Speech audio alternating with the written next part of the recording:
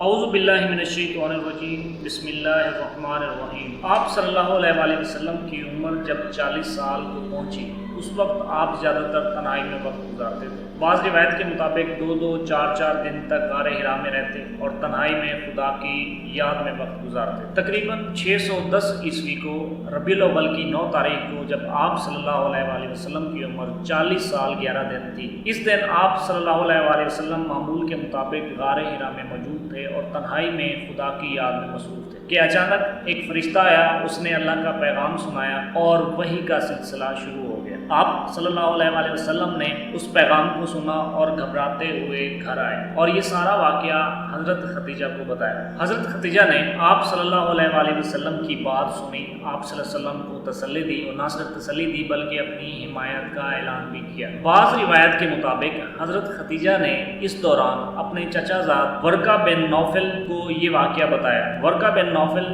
اس دوران عیسائی تھے اور انہوں نے آپ صلی اللہ علیہ وسلم کا یہ سارا واقعہ حضرت خدیجہ الکبریٰ کی زبانی سے سنا اور یہ کہا کہ وہ فرشتہ جو آپ صلی اللہ علیہ وآلہ وسلم کی طرف پیغام لے کر آیا ہے وہ حضرت جبرائیل امین تھے اور آپ اللہ کے پیغمبر ہیں۔ لوگوں کی ہدایت کے لیے اللہ تعالیٰ نے آپ کو منتخب کر لیا ہے۔ اس سفر میں آپ کو بہت ساری دشواریاں پیش آئیں گی، کاش میری عمر ہوتی اور میں آپ کے ساتھ آپ کی حمایت میں لڑتا۔ اس سے ظاہر ہوتا ہے کہ حضرت ورقہ بن نوفل نے آپ صلی اللہ علیہ وآلہ وسلم کی تائید کی اور آپ پر وہ ایمان لائے۔ کچھ روایتوں میں یہ بھی آتا ہے کہ اس واقعے کے کچھ دنوں کے بعد ورقہ بن نوفل کا انتقال ہو گیا۔ پہلی وحی کے نامعلوم کتنے دنوں کے بعد آپ صلی اللہ علیہ وآلہ وسلم دوبارہ غار حرا میں گئے اور حضرت جبرائیل امین سے آپ کی ملاقات ہوئی۔ وحی کے ابتدائی سلسلے کے دوران ہی نماز فجر کی 2 رکعتیں اور نماز عصر کی 2 رکعتیں فرض ہوئیں اور ان نمازوں کا سلسلہ بھی شروع ہو گیا، لیکن اس دوران اعلانیہ تبلیغ کے سلسلے کا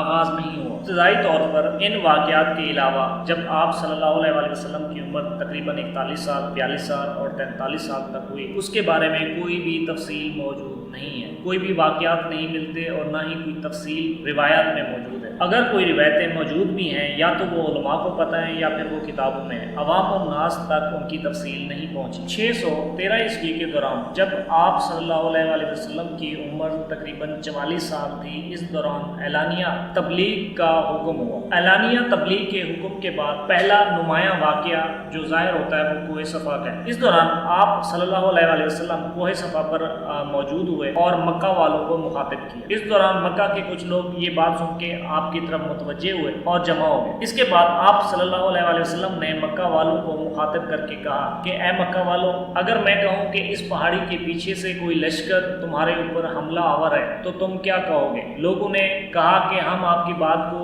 مان لیں گے کیونکہ ہم نے آپ کو کبھی جھوٹ بولتے ہوئے نہیں دیکھا۔ اس کے بعد آپ صلی اللہ علیہ وآلہ وسلم نے فرمایا تو سنو، اللہ ایک ہے، اس کا کوئی شریک نہیں اور میں اللہ کی طرف سے اللہ کے عذاب سے تمہیں ڈرانے کے لیے بھیجا گیا ہوں۔ اس دوران آپ صلی اللہ علیہ وآلہ وسلم کے خطاب کے بعد ابو لہب نے آپ صلی اللہ علیہ وسلم کو برا بھلا کہا اور کہا تم نے صرف یہی بات کہنے کے لیے ہم لوگوں کو بلایا۔ اس کے بعد غصہ کرتے ہوئے ابو لہب وہاں سے چلا گیا۔ اس واقعے کے بعد بہت سارے لوگوں کے درمیان میں آپ صلی اللہ علیہ وسلم کا ذکر ہونے لگا اور آپ صلی اللہ علیہ وسلم کے نظریات بحث میں آنے لگے۔ کچھ لوگوں کا یہ خیال تھا اور یہ موقف تھا کہ اگر دین سکھانا ہے، یہ سمجھانا ہے تو پہلے اپنے گھر والوں کو سکھاؤ۔ لوگوں کے اس طرح کے اعتراض کے بعد اللہ تعالیٰ نے آپ صلی اللہ علیہ وآلہ وسلم کو حکم دیا کہ اپنے خاندان والوں کو دعوت کے لیے بلائیں اور ان کو تبلیغ کریں اور ان کی حمایت حاصل کریں اور ان تک اپنا پیغام پہنچائیں۔ چنانچہ آپ صلی اللہ علیہ وآلہ وسلم نے حضرت علی کو دعوت کے اہتمام کرنے کا حکم دیا اور اپنے رشتہ داروں کو دعوت نامہ بھیجنے کا بھی حکم دیا۔ حضرت علی نے ان کا انتظام کیا اور اپنے رشتہ داروں کے پاس دعوت نامہ لے کر گئے۔ تقریباً کہا جاتا ہے کہ تمام رشتہ داروں نے، جن کی تعداد تقریباً 40 تک تھی، انہوں نے دعوت نامہ قبول کیا اور وہ دعوت میں آ گئے۔ دعوت کے دوران حضرت علی نے جو کھانا تیار کیا ہوا تھا وہ پیش کیا۔ کھانا بہت قلیل تھا، لوگ حیران تھے کہ یہ کھانا کیسے پورا ہوگا، لیکن اس دوران وہی کھانا تقریباً 40 لوگوں کو وہ پورا ہوا اور لوگوں نے پیٹ بھر کے کھانا کھایا۔ اور اس بات سے وہاں پہ موجود حاضرین حیران ہوئے، یہاں تک کہ ابو لہب نے اس کو جادو اور شعبدے سے تشبیہ دی۔ پہلے دن آپ صلی اللہ علیہ وآلہ وسلم نے کوئی تبلیغ نہیں کی، کھانا کھانے کے بعد تقریباً سارے خاموشی کے ساتھ چلے گئے۔ دوسرے دن آپ صلی اللہ علیہ وآلہ وسلم نے حضرت علی کو دعوت کا اہتمام کرنے کا حکم دیا اور تمام رشتہ داروں کو دوبارہ بلانے کا پیغام بھیجا۔ دعوت کے دوسرے دن بھی حضرت علی نے وہ کھانا پیش کیا جو پہلے قلیل تعداد میں تھا، لیکن لوگوں کی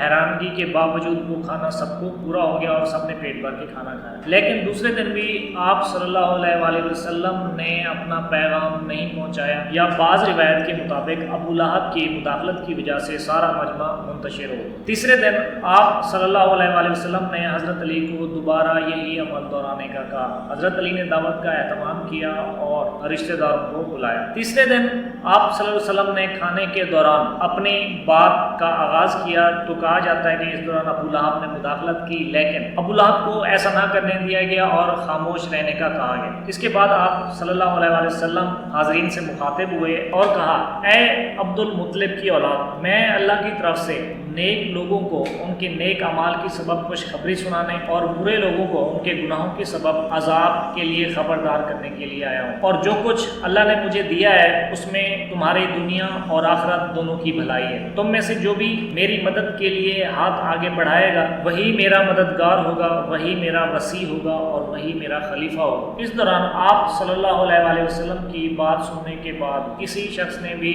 آپ کی حمایت کے لیے ہاتھ کھڑا نہیں کیا، مگر حضرت علی نے اس دوران آپ کی حمایت میں ہاتھ کھڑا کیا اور کہا کہ میں آپ کے ساتھ ہوں۔ اس دوران آپ صلی اللہ علیہ وآلہ وسلم نے حضرت علی کو بیٹھنے کا اشارہ کیا۔ آپ علیہ السلام نے دوسری دفعہ اپنی بات دہرائی اور اپنی حمایت کے لیے کہا۔ دوسری مرتبہ بھی کسی نے نہیں ہاتھ اٹھایا تو حضرت علی نے اپنا ہاتھ بلند کیا۔ آپ علیہ السلام نے دوسری مرتبہ بھی حضرت علی کو بٹھا دیا اور اپنی بات دہرائی۔ تیسری مرتبہ بھی کسی نے ہاتھ نہیں اٹھایا، حضرت علی نے اپنا ہاتھ اٹھایا۔ اس کے بعد آپ صلی اللہ علیہ وسلم نے حضرت علی کی طرف اشارہ کیا اور کہا کہ یہی میرا مددگار ہے، یہی میرا وسیع ہے اور یہی میرا خلیفہ ہوگا۔ اس دوران یہ بات واضح ہو جاتی ہے کہ نبوت کے چوتھے سال تک تقریباً حضرت ختیجہ، حضرت علی اور ورقہ بن نوافل اسلام لا چکے تھے۔ اس کے علاوہ بھی کچھ لوگ اسلام لا چکے تھے، لیکن ان کے بارے میں یہ کنفرم ہے۔ لیکن بعض روایت کے مطابق یہ ہے کہ حضرت ختیجہ کے بعد حضرت علی اور حضرت ابوبکر اسلام لا چکے تھے۔ حضرت علی کے اور حضرت ختیجہ کے ایمان کے حوالے سے ایک اور واقعہ بھی پیش کیا جاتا ہے کہ جب اعلان نبوت ہو چکا تھا، اس کے بعد سے دعوت ذوالعشیرہ تک جو کہ بنی ہاشم کے افراد کو دی گئی تھی، باقاعدہ طور پر آپ صلی اللہ علیہ وسلم کی اطاعت کرنے اور ایمان لانے کی نشانیاں موجود۔ مثال کے طور پہ ایک مرتبہ